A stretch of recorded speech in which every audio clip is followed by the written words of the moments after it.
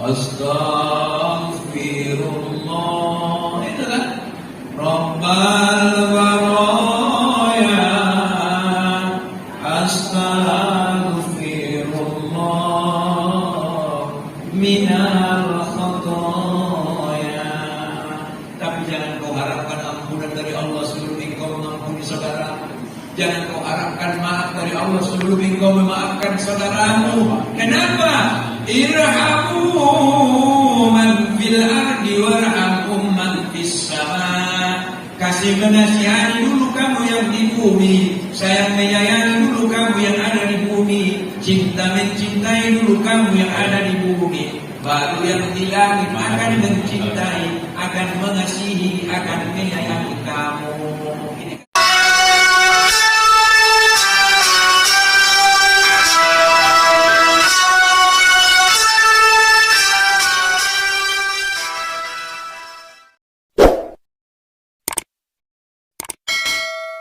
Assalamualaikum warahmatullahi wabarakatuh.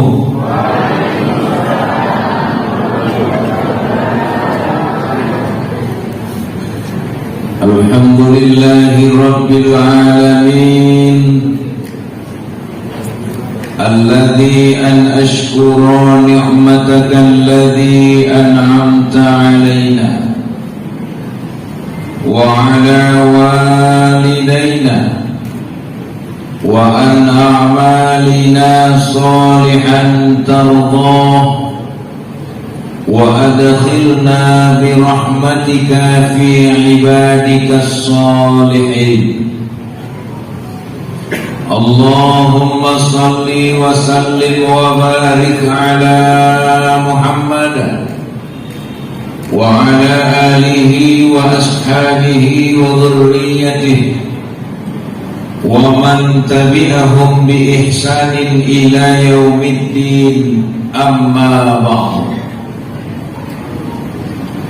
Alhamdulillah, mari kita panjatkan puja syukur kehadirat Allah Subhanahu wa Ta'ala atas segala limpahan rahmat dan karunia Allah. Berakhir sudah perjuangan kita selama sebulan Ramadan, sehingga memasuki hari raya Idul Fitri, dan kita berharap kita kembali dalam keadaan suci sehingga Ramadannya berakhir. Namun harapan kita, kebiasaan pada bulan Ramadan itu janganlah sampai berakhir. Salawat dan salam kehadiran Nabi kita Nabi Muhammad sallallahu alaihi wasallam yang menjadi uswatun hasanah bagi kita semua, mulai dari dunia yang fana sampai ke alam baka. Yang sama-sama kita hormati Bapak Bupati Kabupaten Mandailing Natal, Ibu Wakil Bupati Kabupaten Mandailing Natal, Bapak Sekda, Bapak Kapolres Kejari, Ketua MUI Mandailing Natal, Ayahanda Ketua BKM Masjid Nur Ala Nur, Ketua Basnas, para ulama, SKPD atau OPD, para ASN, tenaga honorer dan TKS. Istimewa kepada ibu-ibu Dharma Wanita, ketua Dharma Wanita, dan terkhusus kepada ketua tim penggerak PKK Kabupaten Mandailing Natal. Semua kita yang hadir pada kesempatan yang berbahagia ini, yang tidak dapat disebutkan satu persatu. Hadirin wal hadirat rahimakumullah. Halal bihalal ini hanya ada di Indonesia. Jadi yang bukit itu Arab, indadong isi halal bihalal. Ini yang ada halal bihalalon na adong di Indonesia. Kapan ini mulai adanya halal bihalal? Tahun 1948 terjadi cekcok antara orang-orang pemerintahan dengan pemerintahan, orang elit dengan orang elit, sampai ke masyarakat bawah terjadi cekcok. Sehingga pada waktu itu presiden pertama kita Insinyur Soekarno berpikir bagaimana cara mengamankan ini supaya kembali damai, kembali kompak, kembali bersatu, kembali berbenah. Sehingga pada waktu itu Insinyur Soekarno menjumpai seorang ulama. Jadi Insinyur Soekarno menjumpai seorang ulama. Siapa ulama yang dijumpai oleh Insinyur Soekarno? Ulama yang dijumpai oleh Insinyur Soekarno adalah Kiai Haji Abdul Wahab Hasbullah. Ini ulama NU. Datang dia, dijumpainya, minta saran, minta pendapat bagaimana caranya untuk menyatukan masyarakat, elit-elit politik, para pemerintah-pemerintah, pemimpin-pemimpin, semuanya yang sudah dalam keadaan gaduh. Datanglah Kiai Haji Abdul Wahab. Bagaimana kalau habis lebaran ini kita buat acara halal bihalal? Soalnya kalau kita buat acara silaturahim, momennya tak menarik, maka dibuatlah halal bihalal. Makanya ambil sapai artinya halal bihalalon, halal bihalal. Halal maksudnya mulai di kamus besar bahasa Indonesia, maaf memaafkan. Sebenarnya halal loh. Bal maksudnya natak nabi noto tak songgak kiba, nabi noto salah pakuli kiba, mardosa dihalal kurni maka menjadi maaf. Makanya pola di Arab mula mana musibah kiba, sadinya di dunia 100 rial ya kan, bisa 80 nih mau haram nih ya kan, bisa 90 nih ya halal nih ya, berarti boleh dan tidak boleh. Dan ini maaf memaafkan. Oleh karena itu Bapak Ibu yang dirahmati Allah, untuk mengawali kajian kita ini, sebagaimana tadi ayat yang dibacakan oleh qori kita. Wah, ini qori kita tadi luar biasa bacaannya. Saya tadi ini dan nanti mau saya sampaikan. Itu pula yang dibacanya. Yang disampaikan oleh qori kita itu, wasari'u ila maghfiratin min rabbikum, dan hendaklah engkau bersegera. Apa itu? Mencari, meraih ampunan Allah dan mencari jalan untuk mendapatkan surganya Allah. Yang kata Allah Subhanahu wa ta'ala, yang kata Allah apa itu? Surga itu lebih luas daripada langit dan bumi. Untuk siapa ini surga Allah ciptakan? U'iddat lil muttaqin, disediakan oleh Allah bagi orang-orang yang bertakwa. Masalahnya kita sudah bertakwa atau belum? Makanya judulnya ini, topiknya saya tengok bagaimana kita menjadi insan yang bertakwa. Tujuan puasa itu kan itu, la'allakum tattaqun, agar engkau menjadi orang yang bertakwa. Maka makanya engkau disuruh berpuasa. Masalahnya, apakah semua orang yang sudah berpuasa itu sudah menjadi orang yang bertakwa atau akan menjadi orang yang bertakwa? Belum tentu. Belum tentu. Tidak tentu puasa itu. Namangan kala, namangannya. Naminum kala, naminumnya. Puasa dewa, puasa. Gua benar-benar ini mesti itu terakhir kan. Padahal ulama-ulama ini begini aja. Wahai umat Islam yang beriman, diwajibkan kepadamu berpuasa. Diwajibkan kepada kita berpuasa. La'allakum tattaqun, agar engkau menjadi orang yang bertakwa. Dan ketika engkau sudah sampai kepada posisi takwa, wa'iddat lil muttaqin, Allah akan berikan yang namanya apa itu? Allah akan memberikan yang namanya hadiah. Apa itu? Surga, jannatin ardhus samawati wal ardu uiddat lil muttaqin. Surga yang lebih luas daripada langit dan daripada bumi. Lebih luas daripada langit dan dari bumi. Coba kita bayangkan bagaimana itu luasnya surga itu. Dan hanya diberikan kepada orang-orang yang bertakwa. Maka kembali kepada kajian awal tadi, apakah kita sudah bertakwa usai bulan Ramadan? Belum tentu. Kenapa? Karena biasanya kebanyakan orang-orang kita puasanya itu puasa premium. Tahu tak Bapak Ibu puasa premium? Keremangan premium.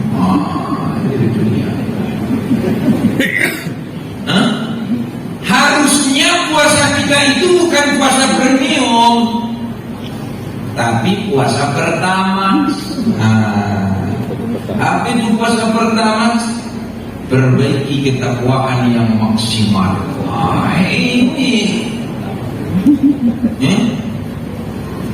dengan puasa kita juga harus dapatkan pertalit. Apa itu pertalit? Perbaiki hubungan dengan tetangga, jangan pelit. Ya, kalau sudah pertalit jangan lupa dong minyak tanah. Apa pula minyak tanah?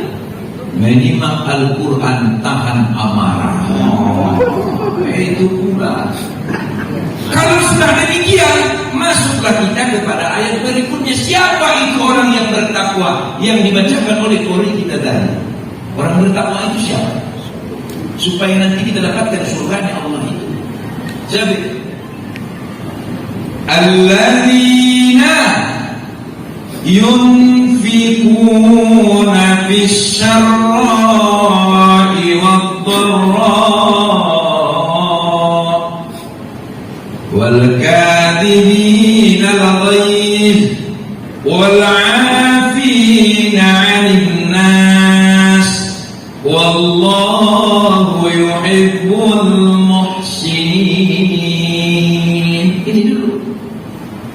Kalau kau sudah menjadi orang yang bertakwa, berarti alladzina yunfikuna fis syarra'i wad-dharra.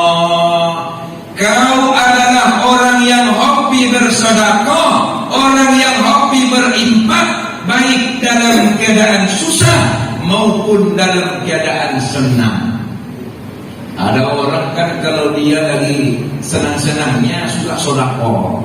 Lagi banyak duit, sedekah. Lagi banyak uang, sedekah. Itu biasa. Tapi bagaimana orang yang lagi kesusahan sedekah? Ini yang luar biasa. Tapi susah kali. Udah lagi kesusahan, datang pula orang minta sedekah. Tetapi kalau dia mau dikategorikan menjadi uiddat lil muttaqin, yakin kepada Allah Subhanahu wa taala bahwa tidak ada orang yang miskin dengan sedekah, Tidak ada orang yang makin bangkrut karena infaknya, karena zakatnya. Bapak Ibu yang dirahmati Allah Subhanahu wa taala, mau susah, mau senang, dia memang hobi sedekah. Bukan masalah banyaknya, tapi masalah maunya. Masalah maunya, bukan masalah banyaknya. Saya pernah baca itu cerita dalam sebuah kitab. Ada sahabat Nabi yang sangat kaya raya, namanya Abdurrahman bin Auf. Ada nggak sih namanya Abdurrahman bin Auf? Ya?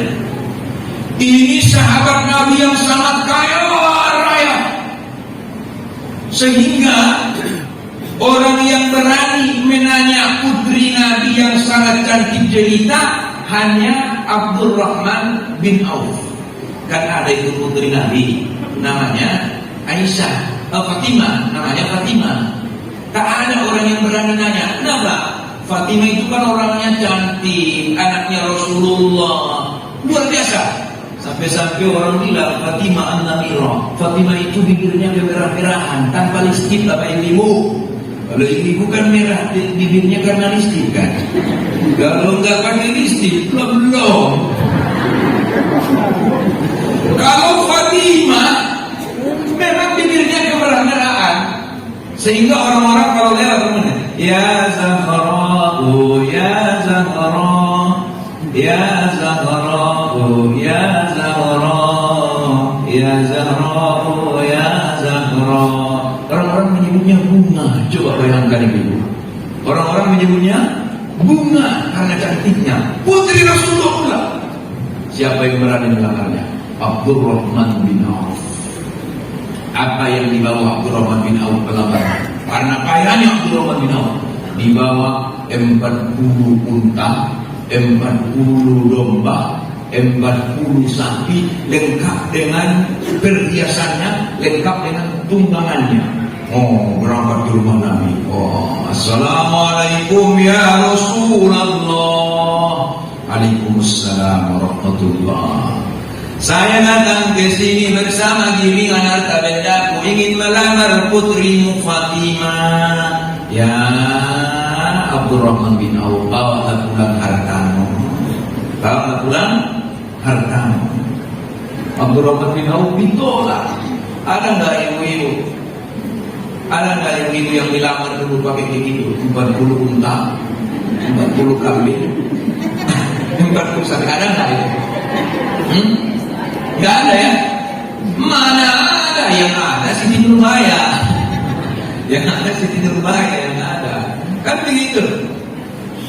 Jumpa Abdurrahman bin Auf sama Ali bin Abi Thalib.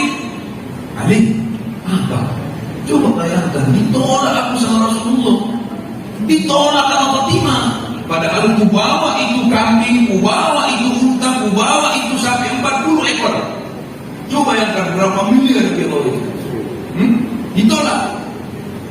Apa kata Abu Bakar? Di mata Rasulullah harta itu bagaikan debu-debu jalanan yang tak bermakna, yang tak bermakna. Kata Imam Al-Ghazali, harta yang kau makan akan menjadi kotoran, harta yang kau infakkan akan menjadi bagianmu dunia akhirat, harta yang kau pakai akan menjadi sampah. Apa tadi Bapak Ibu? Harta yang dimakan akan menjadi kotoran, harta yang diinfakkan inilah bagian dunia akhirat, harta yang kita pakai akan menjadi sampah. Kalau begitu siapa yang melamarnya? Ali aja yang lamar.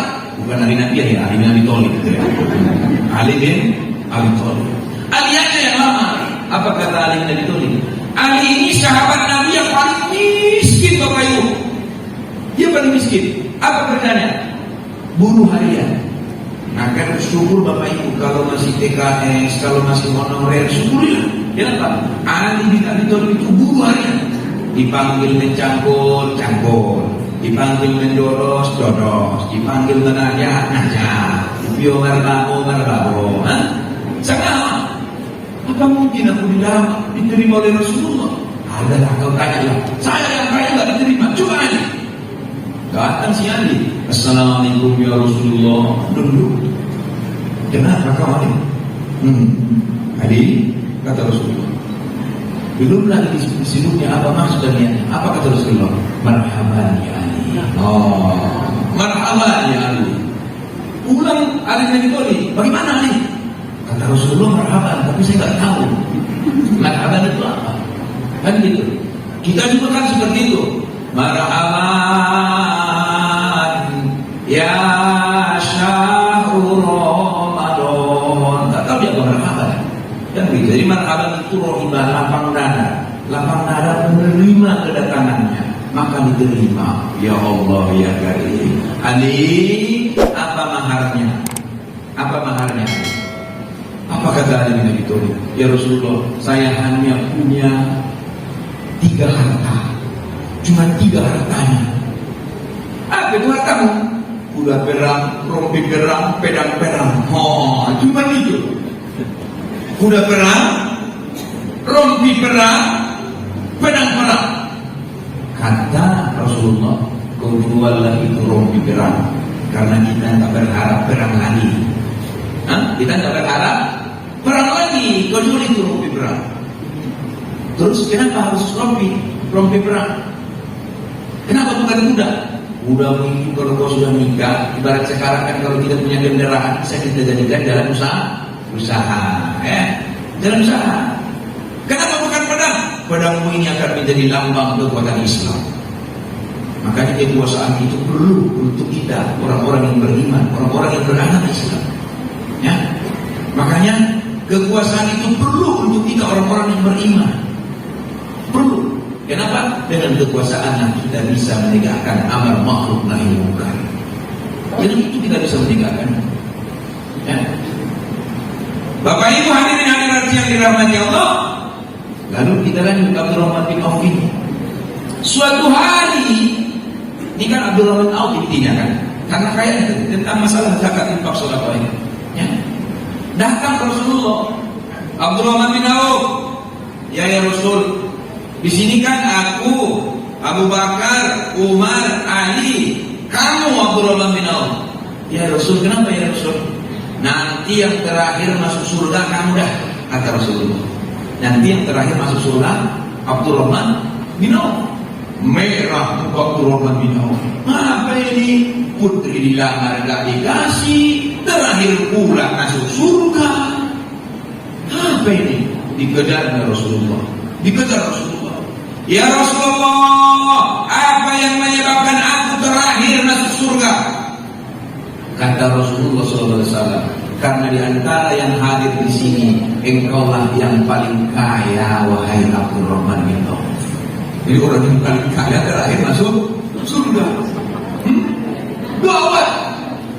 Ulang Abdurrahman bin Auf. Apa yang ada di otak Abdurrahman bin Auf? Tidak macam otak kita. Kebanyakan otak kita kan otak-otak Victor, pikiran kotor. Abdurrahman bin Auf apa yang ada di pikirannya? Bagaimana caranya agar aku miskin? Karena kalau aku kaya, nanti yang terakhirlah aku masuk ke dalam surga. Itu pikiran. Sehingga dia berdoa, ya Allah, ya Rahman, miskinkanlah aku. Ada yang berani doa seperti itu. Ada yang berani. Bapak-bapak yang berani doa seperti itu. Miskinkanlah. Adakah yang berani? Mana ada berani kayak gitu? Dia minta dimiskinkan. Pening pikirannya, bagaimana caranya biar aku miskin? Jangan kita pening bagaimana caranya biar kaya, tapi bagaimana caranya biar baik, bagaimana caranya biar kompak, bagaimana caranya biar bersatu, bagaimana caranya biar kita bisa menjalin ukhuwah, silaturahim. Ini yang mantap. Ini dia. Sampai suatu hari terjadilah peristiwa yang disebut dengan perang Tabuk. Jadi perang Tabuk ini perang yang sangat lama. Ya, perang yang sangat lama. Ada sejarah yang mencatat sampai 6 bulan. Ada yang mencatat bahkan sampai 8 bulan, atau ada yang mencatat sampai setahun. Ini perang. Jadi sebelum perang, Rasulullah mengumpulkan semua para sahabat. Sebelum kita perang, Karena perang ini perang yang sangat lama, itu gudang kita harus disediain makanan pokok. Gudang, istilahnya kalau zaman sekarang berarti menhannya lagi ya, pertahanan pangan pokok harus disediakan, kira-kira begitu. Kemudian kurma-kurma kita, gandum-gandum kita yang belum dipanen, yang masih muda-muda, biarkan saja di situ. Nanti kalau kita pulang, biar kita tinggal panen. Bapak ini yang dirahmati Allah terjadi perang. Karena lamanya ini perang, mereka pulang ditengok kurma yang di gudang itu sudah busuk, gandumnya sudah laku, begitu juga yang di pokok-pokoknya semoga busuk, sudah laku, tak bisa lagi dikonsumsi, dimakan oleh manusia. Tak bisa lagi. Datang mereka lalu, ya Rasul, ya, bagaimana kita ya Rasul? Kenapa? Kurma gandum yang ada di gudang, pertahanan pangan kita semua busuk, laku. Terus yang di pokoknya itu juga begitu, wahai Rasulullah. Ketawa terus. Kenapa ketawa terus? Inilah saatnya miskin. Inilah saatnya aku miskin. Kok bisa? Bawa semua kurma busuk kalian ke sini, kubayar dengan harga normal. Bawa semua kan kurma busuk semua ke sini, kubayar dengan harga normal. Oh, capek nggak mau? Masing-masing udah ambil aja. Ambil, kumpulin, bawa ke rumah Abdurrahman bin Auf. Sekretaris kata Abdurrahman, ya, catat semuanya, beli berapa ton, berapa kilo, bikin semua di gudang itu. Datang sekretaris Abdurrahman bin Auf. Abdurrahman bin Auf, ya, udah habis semua uang kita. Ruko masih ada, ruko masih ada. Jual ruko itu, beli lagi. Jual lagi. Sampai yang tersisa tinggal rumah sama gudang daripada Abdurrahman bin Auf. Cuma itu yang tersisa. Semua disimpan di gudang Abdurrahman bin Auf ini, kurma yang busuk ini. Alhamdulillah miskin. Alhamdulillah miskin. Ada yang bersyukur miskin. Mana? Makanya bersyukur kita dengan apa yang kita dapatkan. Ingat Bapak Ibu yang dirahmati Allah, saya punya guru tasawuf. Dia bilang apa? Allah itu memberikan bukan dengan apa yang kita minta, tetapi Allah itu memberikan dengan apa yang kita butuhkan. Itulah Allah. Kalau kita minta, tentu Allah berikan. Tetapi Allah selalu memberi apa yang kita butuhkan, bukan yang kita minta. Ya, udah. Miskin dia. Alhamdulillah aku miskin. Alhamdulillah aku miskin. Cocoknya kalau lagi ini kita sudah kan hari ini. Tidak perlu kaya kan? Yang kaya banyak pulaknya, yang kaya banyak dayanya kan gitu ya. Dia miskin dia. Tetapi apa yang terjadi Bapak Ibu yang dirahmati Allah? Yunfikuna bisarra'i wad dharra, berbuah emas. Terjadilah sebuah penyakit di Iran. Raja Iran menyuruh para dokter untuk memeriksa apa ini penyakit. Dokter memutuskan bahwa penyakitnya adalah penyakit virus. Dan setelah diteliti, obatnya adalah kurma busuk. Dan obatnya adalah datang raja. Di mana datang kurma busuk? Ke Madinah lah ya, Tuan Raja. Kalau begitu buat nota titah Raja Iran supaya membawa semua kurma busuk dari Madinah dengan harga 10 kali lipat. Stempel sama raja itu. Abdurrahman bin Auf tak boleh menolak. Kenapa? Titah raja. Dok, assalamualaikum Abdurrahman bin Auf. Waalaikumsalam warahmatullah. Dari mana saya? Dari Iran. Khusus mau berjumpa denganmu. Bawa pengawal lengkap semuanya. Ada apa? Kami mau minta kurma busukmu. Ambil aja 7 juta banyak. Gede, gratis. Oh, gak boleh. Titah raja 10 kali lipat. 10 kali lipat. Nangis Abdurrahman bin Auf. Ya Allah, kenapa aku makin kaya? Ya Allah. Nangis dia. Lalu dia lari dijumpai Rasulullah SAW. Dijumpai Rasulullah. Ya Rasul, ada apa? Saya yang terakhir masuk surga karena kekayaanku. Aku sudah miskin wahai Rasulullah, dan sekarang aku sudah kaya 10 kali lipat pertama kekayaanku. Aku tak mau lagi ya Rasulullah, tak tahu lagi aku kenapa aku yang terakhir masuk surga. Senyum Rasulullah. Kau memang terakhir masuk surga wahai Abdurrahman bin Auf. Tapi meskipun kau terakhir, tempatmu udah disediain. Ayo ke masjid ini, kita terakhir masuk surga. Ke masjid ini imam datang terakhir. Kira-kira imam tetap di sini enggak? ACC enggak? ACC loh. Kan? ACC. Iya. Kalau kita misalnya pergi berangkat, Pak Bupati buat buat misalnya tol ASN terbaik tahun 2000 ini dibawa Darul Alam ke Sumatera Barat. Contoh ini, contoh. Mudah-mudahan jadi kenyataan kan itu. Jadi ASN terbaik 10 ASN terbaik atau 20 dibawa Darul Alam ke Sumatera Barat. Terus yang bikin aturan kan Pak Bupati. Pak Bupati terakhir datang. Tapi kan yang bikin aturan, yang mengaturnya, yang menentukannya kemana, nginapnya di mana, main-mainnya di mana, kajiannya di mana, kan itu. Pak Bupati terakhir datang. Kira-kira tempat duduknya udah disediain apa enggak? Udah. Jangan-jangan tempat duduknya lebih baik kan begitu.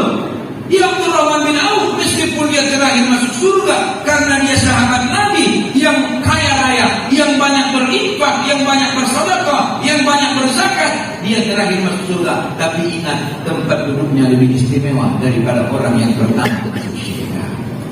Ya kan? Kira-kira begitu. Tapi Abdurrahman bin Auf tadi tak berpikir ke situ. Kenapa terakhir? Buat apa ini harta kan gitu? Itu Abdurrahman bin Auf. Itulah ya Rasulullah. Ya Allah ya Karim, diciumnya di peluknya Rasulullah SAW. Makanya kita jangan sampai berpikir, ini 2,6%. Jangan sampai begitu. Jangan sampai begitu. Ini yang pertama.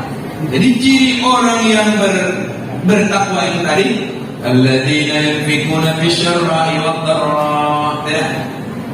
وَالْكَاذِمِينَ الْغَيْظَ. Ini kadang-kadang yang susah kita. Ya, susah kita. Baru yang ketiga, وَالْعَافِينَ عَنِ النَّاسِ. Orang yang memberi maaf kepada manusia. Ya, orang yang memberi maaf. Kalau tadi sejarah halal bihalal itu ada dari Insinyur Soekarno. Pada waktu itu Insinyur Soekarno memanggil para pejabat-pejabat negara ke istana, kemudian beliau mengadakan halal bihalal, memohon maaf. Sedangkan Kiai Haji Abdullah Wahab Hasbullah ini diperintahkan turun ke desa. Jadi ada ulama yang diperintahkan turun ke desa. Ini yang dibuat oleh Insinyur Soekarno ini tadi. Apa katanya? Wahai Kiai, biarlah saya di kantor-kantor, biarlah saya di pemerintahan, kamu turun ke bawah. Ayo bawakan halal bihalal ini. Maka Kiai dibawa untuk memaafkan. Makanya kata Allah Subhanahu Wa Taala, apa kata Allah? Dia bilang, "Khudhil afwa wa'mur bil ma'ruf." Apa katanya? Wa'rid 'anil zahilin. Hendaklah engkau memberi maaf dan hendaklah engkau mencegah yang mungkar. Dan janganlah ikuti orang-orang yang bodoh. Jangan ikuti orang-orang yang bodoh. Siapa itu? Tak mau dia memaafkan orang, tak mau meminta maaf. Padahal selama bulan Ramadan banyak dia berdoa. Selama bulan Ramadan banyak berdoa. Banyak berdoa. Apa doa kita selama bulan Ramadan itu? Allahumma innaka afuun karim, tuhibbul afwa fa'fu anna ya karim. Ya Allah, innaka sesungguhnya engkau, ya Allahumma innaka afuun, pemaaf. Sesungguhnya engkau adalah pemaaf. Tuhibbul afwa, engkau juga mencintai sifat pemaaf. Fa'fu anna ya karim, maka maafkanlah kami wahai Zat yang maha mulia. Masalahnya Bapak Ibu, Allah itu pemaaf. Allah itu cinta pemaaf, bukan hanya pemaaf, tapi dia cinta pemaaf. Allah pemaaf, Allah cinta pemaaf. Padahal Allah nggak butuh apa-apa dari kita. Emangnya mau butuh apa dari kita? Nggak butuh apa-apa kan? Ibu-ibu, Allah nggak butuh apa-apa dari ibu. Ya, Allah nggak butuh apa-apa. Nggak usah ibu-ibu berpikir, ada nanti kalau Allah kasih apa yang aku minta, tak sholat aku bilang. Nggak usah kau sholat, Allah nggak rugi. Yang rugi siapa? Kita yang rugi. Ada nanti kalau aku berdoa nggak dikasih sama Allah, aku nanti nggak mau aku sholat, nggak mau aku puasa. Nggak usah. Allah nggak rugi karena Allah nggak butuh sama kita. Yang butuh kepada Allah kita. Tapi meski demikian, meski kita nggak butuh, meski Allah nggak butuh sama kita, meski Allah nggak ada keinginannya terhadap kita, tak ada hasratnya untuk kita, tapi Allah itu afun, tuhibbul afwan. Allah itu pemaaf dan mencintai sifat pemaaf kita. Bagaimana dengan kita? Yang namanya kita ini manusia dengan manusia, yang namanya atasan dengan bawahan, yang namanya kita sesama partner kerja, mau orang pintar dengan orang bodoh, mau orang kecil dengan orang besar, laki-laki dengan perempuan, mau yang namanya sipil dengan yang tidak sipil, semuanya kita saling membutuhkan Bapak Ibu yang dirahmati Allah. Maka kalau mau mengharapkan ampunan dari Allah Subhanahu wa taala, pertama sekali maafkanlah kesalahan daripada saudara-saudara. Maafkan kesalahan daripada saudara-saudara. Ya, maafkan saudara-saudara. Yuk kita minta maaf kepada saudara-saudara kita.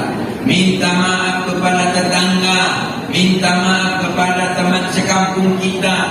Ayo, kalaupun tidak berjabat tangan, capkan dalam hatimu, aku sudah memaafkan kesalahan, aku sudah mengampuni dosa.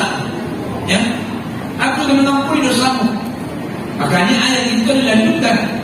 Walladzina jafa'u fa'isatan aw zalamu anfusahum dzakarullah. Ya.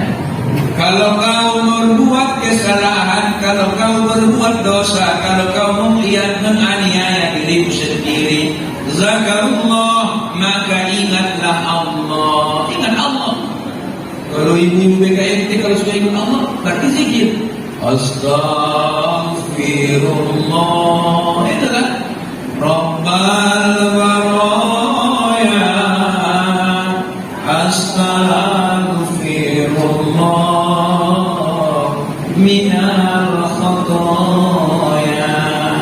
Tapi jangan kau harapkan ampunan dari Allah sebelum engkau mengampuni saudara. Jangan kau harapkan maaf dari Allah sebelum engkau memaafkan saudaramu. Kenapa? Irhamu man fil ardi warhamhum man fis sama.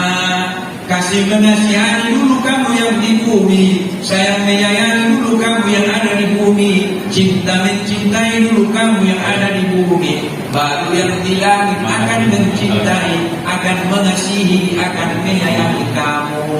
Ini kata Nabi. Ini kalau kita masih saling gibah menggibah, saling benci membenci, membesar-besarkan masalah, memfitnah, kata Bang Haji Rumairah, aduh domba, jangan harapkan ampunan dari Allah, jangan harapkan maaf dari Allah.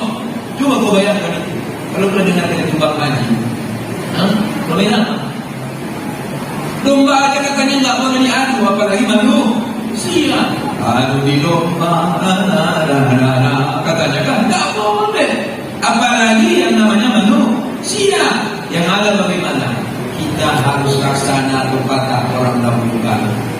Jangan kita ibarat orang yang wa'amalit al-zahilin, masuk dalam kategori orang bodoh.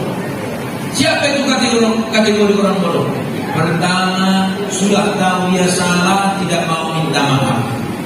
Yang kedua, datang orang minta maaf, tidak mau dia memaafkannya. Kenapa tak kau maafkan kesalahannya? Besar sekali salahnya. Menurut hati damong. Saya orang nagar dok konde. Ibu-ibu, bapak-bapak. Sekiranya datang malaikat di sini, malaikat Raqib dan malaikat Atid, berdiri di hadapan kita. Bapak Ibu, kata malaikat Raqib dan Atid, siapa yang bersedia diputar video kehidupannya mulai lahir sampai sekarang, kita tonton bersama. Yang videonya, yang rekamnya kan malaikat. Kita putar videonya mulai lahir sampai sekarang, kita tonton bersama. Ada nggak yang sedia? Ada nggak yang sedia? Nggak ada yang sedia. Kenapa? Karena banyaknya dosa dan maksiat kita. Saya pun tak berani, apalagi saya. Tak berani saya. Nampak nanti. Nampak nanti. Nampak kesalahan dosa yang kita lakukan itu. Berarti kenapa kita nggak berani? Karena dasarnya dosa dan kesalahan kita. Meski demikian, in tuhibbul afwa wa'fur karim. Allah itu cinta maaf, pemaaf lagi mulia. Pak gini kan, saya orang mana? Saya orang salah deh. Ada otomatis. Makanya Bapak Ibu yang dirahmati Allah Subhanahu Wa Taala, cirinya itu pertama tahu salah minta maaf. Yang kedua, datang orang minta maafkan. Ini supaya kita terhindar daripada wa'arid anil zahilin, terhindar daripada orang-orang bodoh itu. Ini. Yang ketiga, apa lagi? Sudah minta maaf, datang orang minta maaf, maafkan. Yang ketiga, jalin silaturahim. Jalin silaturahim. Yang keempat, Bapak Ibu yang dirahmati Allah Subhanahu Wa Taala, jangan kita laksana pepatah. Semut merah di ujung menara sangatlah nampak di matanya, tapi gajah di pelupuk mata tak nampak di matanya. Apa itu maksudnya? Kesalahan orang yang kecil sangat nampak. Pakai kacamata perbesar dia melihat. Kesalahannya yang besar pura-pura dia tak tahu. Ini sebenarnya kategori al-zalamu anfusahum. Kau menzalimi dirimu sendiri. Yukhadi'un Allah. Kau menipu Allah, padahal kau menipu dirimu sendiri. Menipu dirimu sendiri. Makanya hati-hati kita. Hati-hati. Maka kata Allah, fastaghfiru lidzunubihim. Maka hendaklah engkau memohon ampun kepada Allah. Wa may yaghfirudz dzunuba illallah. Dan tidak ada lagi yang dapat memberi ampunan kepadamu selain daripada Allah. Selain daripada Allah Subhanahu wa Ta'ala. Selain daripada Allah Subhanahu wa Ta'ala. Makanya bersyukur kita, bersyukur kepada Allah Subhanahu wa Ta'ala. Kalau misalnya Pak Bupati membuat perda mengaji subuh, itu berarti pertanda kita untuk mendekatkan diri kita kepada Allah. Ayo sama-sama kita dukung, sama-sama kita ramaikan itu masjid. Kalau misalnya Pak Kapolres ada di masjid, ya kan? Ayo kita ikuti, datang kita seluruh. Kemarin itu pengajian bulan lalu kan Pak Kapolres Sulawatan. Saya bikin langsung di Facebook. Pak Kapolres banyak kali yang komen. Itu Kapolres Ustaz kata orang itu. Iya betul Kapolres dia bilang. Loh, yang Sulawat iya, masya Allah, ya Allah.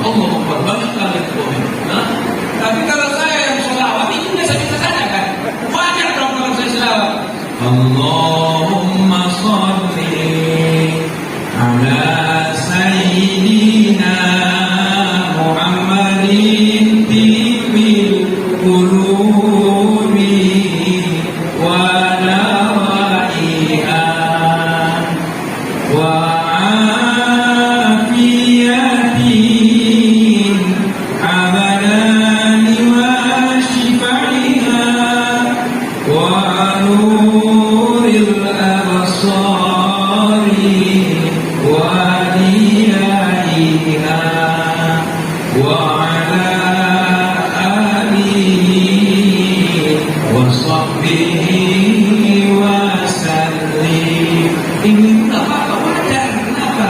Ustaz Mas, tak apa. Tapi kalau kepada Rasulullah, makanya saya diam-diam saya langsung.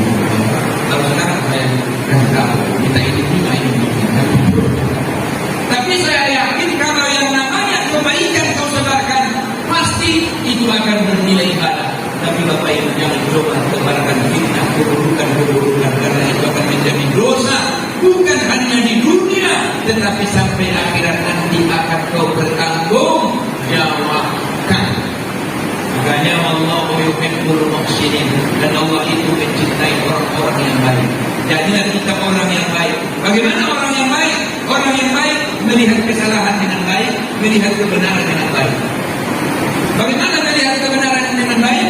Melihat kebenaran dengan baik berarti dia dukung kebaikan itu. Melihat kesalahan dengan baik berarti dia perbaiki kesalahan itu.